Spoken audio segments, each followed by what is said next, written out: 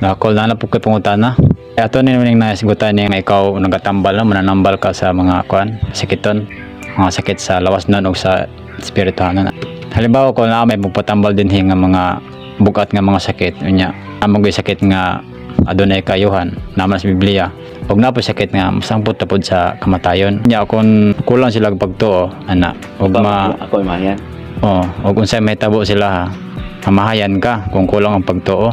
So kinahanglan gid nga magpatambal din ila lang yung kugot nga ang pagtuo nga dili sila magmahay kon unsay may tabo ana. Ginapadalan pa nimo na sa ospital ana no. So kung magpatambal ka din nya ko lang sa may mamasultian ni Col. Kada lang akong utana.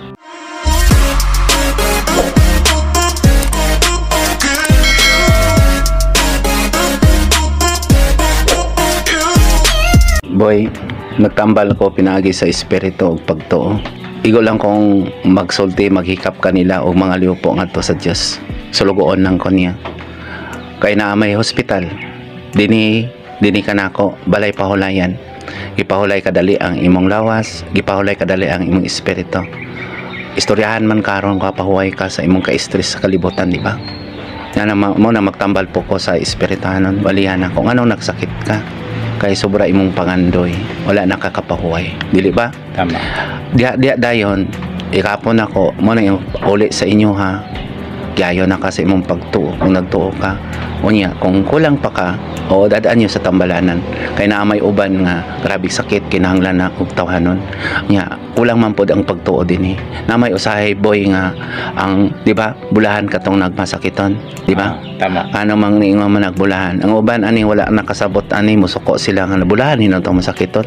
Bulahan to boy nga naman kay diha namang panahon na ka makanahon sa Dios. Diha namang ka panahon na dili na ka makig-away. Kay nga no di naman kalihok imong lawas. Unya mo na nang panahon na nga mobalik ka sa Dios, dili ba? Kay kung ditso dayon kagpatay ato alaot man ka. Kay wala man ka nakakapangayog pa sa ilo sa uban. Mo na sa mo sakit sa ipatawag din na iyang mga kaliwat o parinti. Nya aron manuguntugon man to siya mga ipasaylo. Mo nang pasayloan mo tong pagpaminaw nila sa espiritu kung masakit. Mo na nga naa may sakit boy nga musangko sa kamatayon, mo nang tambalan pod nako ang ilang espirituhanon magsulti ko. Mga pasaylohan dito. Wala nagpasabot nga mamatay na siya, makabalo ko. Ang Diyos anak kabalo mo pahilo na. Nya kung maayo na siya tagay extension siya. Labi na kung lagi kong maayo magbalik kay naapamoy, naapaman siya paglaom. Kung ginikanan sa napay paglaom mo umuma siya yang mga bata isulti niya ang iyang nakita. Huwag na iyang nasinati nga naayo diha dahil naayo siya. Manang dinhi ang naayo dapat isulti nila na katong nakakita po dapat isulti nila na kay giayo sila haron sila ang saksi. Sila po ang nakakita sila sa espiritu, nahimo po silang saksi. Tama. Pero kung dili siya mo saksi, bisag maigo siya to giingon niya, Tomas mutuo ka ba? Ngay mo ko nakita nahikap bulahan katong nito nga wala nakita nakahikap. Moton si Tomas ning tuo gidayon siya. Kay ikaduha naman to niyang pagigusay. Kay nakakita naman siya sa espiritu. Ang ika-last na niya sa kamatayon na. Mga tong naiuban nga grabe na kay din nakapakita niya tapos pag-abot ito naayo na sa pila ka bulan niya naigamay sakit niya dito sa ospital o napatay noon kay grabe yung opera daga na kang opera nahurot pa ang ari-arian kanya mao man nga ingon sa Ginoo dinhi dili man ka makabos dinhi gawas katong igmat mohatag lang kay wala man tati mutambal manggani ko bisan wala labi na tong ubos kita pa manggani amo atiman dili ba no kita pa ba atiman nya dito sa tambalanan na dito na kay ngano naaman dito'y balaod dili ba dili mutambal ko to iko lang kung maghikap pila lang ka minuto nya kung maminaw siya tumanon lang yang sugo nya amin ko pwede na dadon niya sa tambalanan kay na may panahon na may sakit nga musangko sa kamatayon na apoy sakit magkinahanglan pod sa doktor di ba? Tama. Mingo magani si Kristo dad kini ninyo dito sa tambalanan dili ba? Tama. Nya kung maayo mo ayaw pagsulti nya karon daghan namang nakabalo ana diri kung maayo ng gani mo sa kuha ayaw magsulti nga ako nagayo ngayon mo Ginoo salamat sa imong gigamit nya ako na po yung mga muyo ang mga liupo ngadto sa Dios o na mo gihatag nga kinasing-kasing ang Dios na nakakita ninyo anak kay siya man ang nag-ayo ninyo tama nya siya na pod ang mahatag nimo panti kay nitubag man kasi imong kaakuhan dili ba dito sa doktor dagko magkakaakuhan dito po sa mga pari daghan man kagihatag pero dinhi ko nagsulti ko sa kamatuoran di ba katuramang naa sa kasing-kasing o konsensya. Di ba? Nakatong na mga konsensya, kabalo silang kaakuhan. Anang dili man ko magpapalakpak, di man ko mangayo.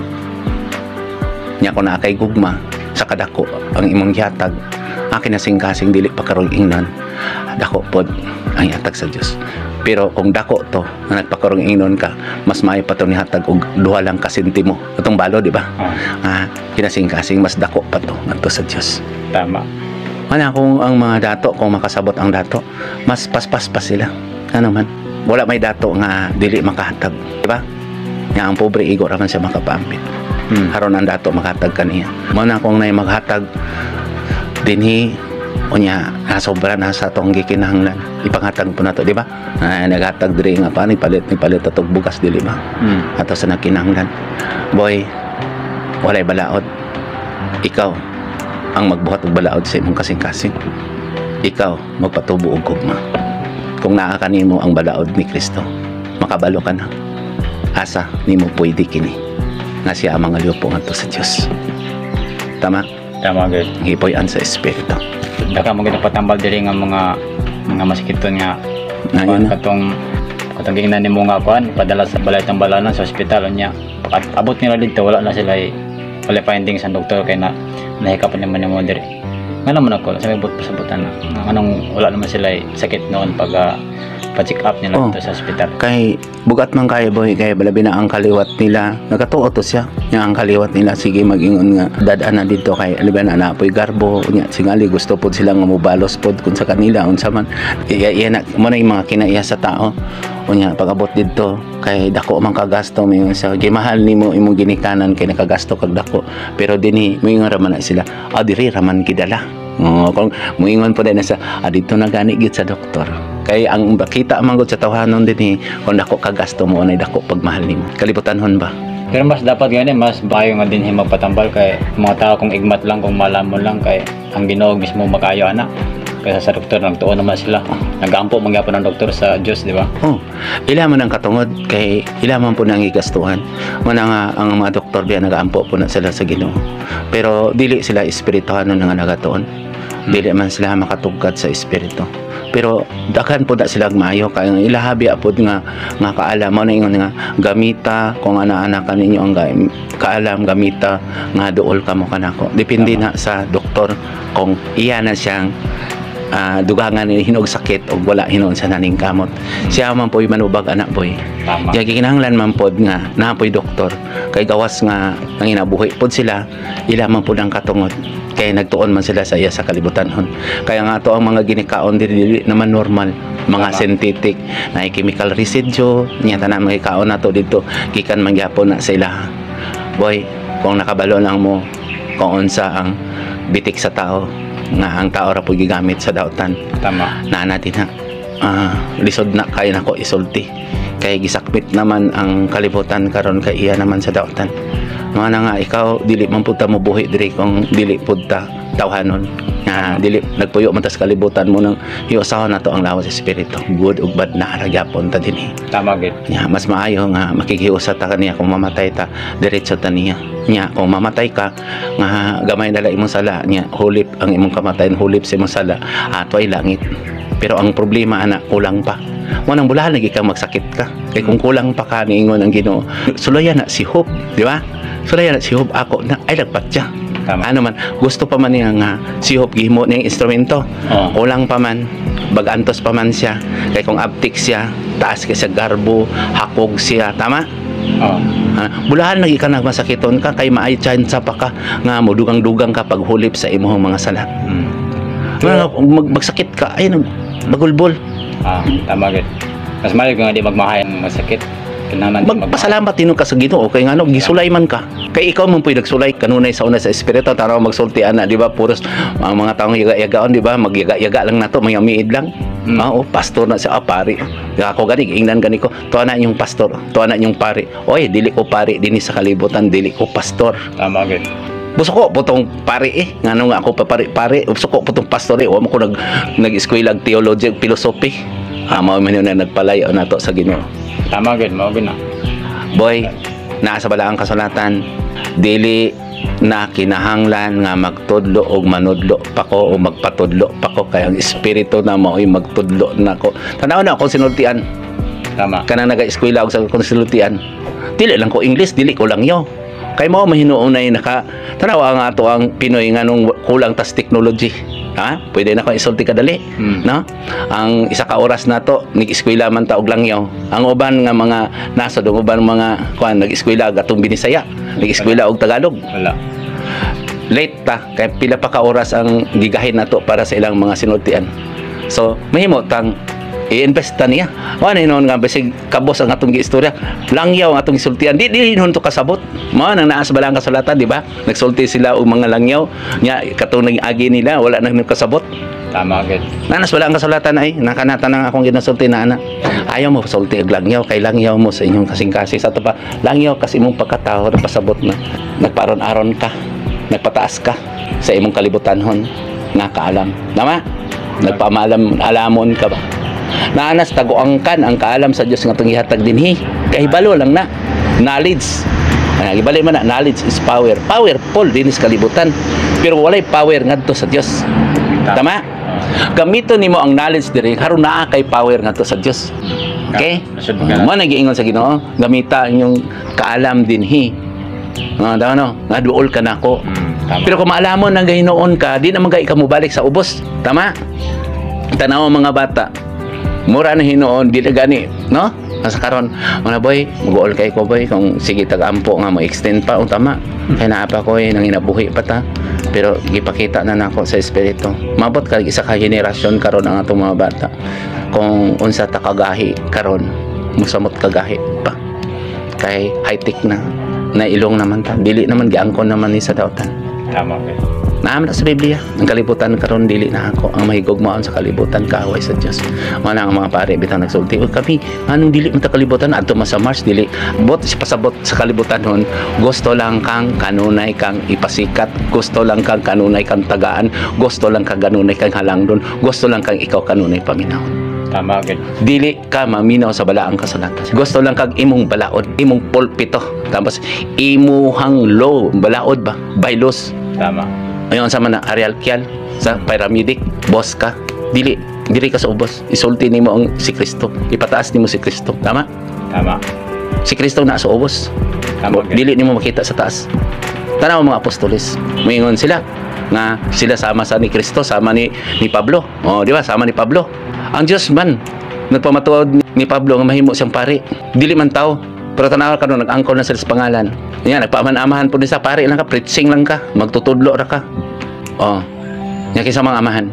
Kristo. Nga tanawa ka ron English ha. Father. Oh, bahala na mo anak. Timbang-timbangan na kay kana manubag ang nagamit ni anak nga pangalan nga wala nakita nga nahimo sa amahan. Biyaan niya ang mga anak. Wala gi pakaon. Lika-likayan. Wala gi painom. Ang magbalantay sa karnero boy, siya ang magpakaon sa karnero. Nga balaanong pulong gawa sa itong maayo nagwali mamo ng pagkaon siya nagbantay. Sakit kay na boy kay ako nahigog mamang ko nila niya ang itira nila nako maghukom ko dili ang pulong mao'y maghukom ana ka ingon ako sa Ginoo ikaw na may balo kung unsa man ang ilang istorya sa ako ipahamtang ang anay kanila kung maglabay sila sa ako wala na ko mahimo ang Diyos, ang Espiritu o sa kataong tinawag gihimong kauban og abyan magtatabang isulti na ko na nila kung ingon sila nga wala ni sa balaang kasulatan biblikal na nganong ibiyaan ako ang kalibutanhon nganong ibiyaan ako ang tanan tungod kay dawaton ako ni kay dako kay katalagman mga tong ninay nilunog gamay tungod sa mga pinili ampo lang ta buhat lang magmayo nga ingna sila dali nga ri dali kamo nga ri kung nakaila ka mo makadungog sa tingog manuol ka nato andapig ka nato gusto ka nato di ba ang mangita po din makakaplag nasa espirituhan ng kasa So dako nagwetag nato klipay no. pamalandungan lang unta na nila pare ka man iging ko pare ka man pastor ka man magwawali ka man kung sa man ka magwawali kita gihimo ng pare din sa kalibutan. Amen. Kay na ay hari pare pagka-propeta kinahanglan kita magsangyaw. Kay kung dili puta pasangyawon, gyakot nimo niyo ng mataw gibunyagan nimo aron na may mong bakakon. Boy, may katungod ta kay gibunyagan ta sa ngalan ni Kristo. Tama gid. Niingon ko sa isang yaw ninyo, kamo mga binunyagan, mahimo na kamong pari nga mampuon. Nga pari nga ako ang nagsulti, dili pari ang nagpili, tama? Mao pa ang gipili po sa tao pari, iyon sila kami lang, may katungod dili. Pangalan na ilang gidala. Pero tanawa ang balaang kasulatan kinsa kanunay ang gitasulti ang ginabadlo.